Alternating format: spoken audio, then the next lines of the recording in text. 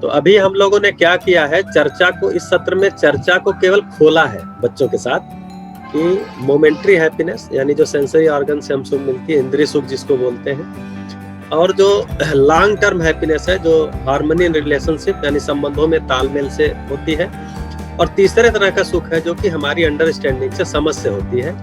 और ये भी हमने थोड़ी चर्चा किया कि मोमेंट्री हैप्पीनेस जो है वो मोमेंट्री होती है, थोड़ी देर ही रहती है, उतने से हमारा चलता नहीं है। रिलेशनशिप में अगर हमने तालमेल से जिया है तो थोड़ा लंबे समय तक याद रहता है, लंबे समय तक उसको सोच के खुशी होती है, और समझ वाली खुशी हमारे साथ बनी रहती है। ये अभी केवल चर्चा खुला है। अगले सत्र में मेरा प्रस्ताव है कि इन्हीं तीनों पर अलग अलग एग्जाम्पल्स के साथ थोड़ी गहराई से चर्चा। जी भाई, भाई मुझे लगता है ये जरूरी भी है।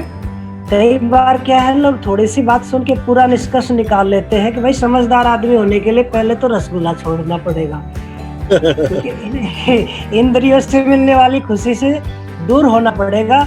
ये तो ऐसा लग रहा है। तो मुझे लगता है इस पे बात पूरी सुनी जाए, पूरी रखी जाए कि हर चीज का अपना एक पर्पज है, उसको ठीक से देख पाए कि इनकी भी जरूरत है, लेकिन ये कितनी जरूरत है वो तय हो जाए।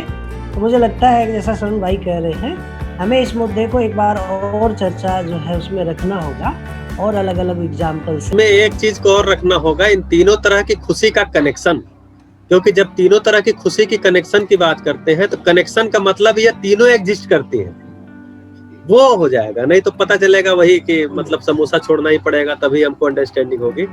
तो समोसा भी, संबंध भी, समझ भी, ये तीनों ही अपनी उपयोगिता के साथ हैं, और ये हम खुशी को बढ़ाना चाहते हैं, दुख को घटाना चाहते हैं, ये भी उसमें आ जाएगा। तो ये तीनों का कनेक्शन हमारा घट जाएगा। समझ वाली खुशी होने टिकने के बाद ही ये संबंध और इंद्रियों वाली खुशी टिक पाएगी, ये भी हमें ध्यान देने की जरूरत है। नहीं तो उसी समोसे और उसी रसगुल्ले का टेस्ट भी फीका लगेगा जब ढंग से बात जब संबंध ही ठीक नहीं है तो कौन सा समोसा कौन सा रसगुल्ला है ना, स्वाद देगा। इन चीजों को भी ध्यान रखना।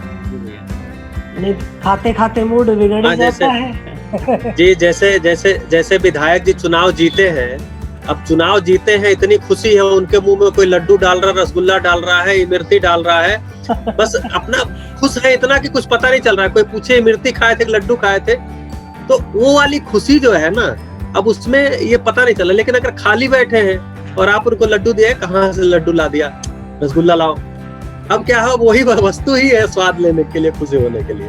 तो ये बहुत अच्छा एग्जाम्पल आज बच्चों के हमको बिल्कुल बात करते करते ध्यान आ गया कि हम खुश हो करके मिठाई खाएं या मिठाई खा करके खुश होंगे, इन दोनों में अंतर क्या है।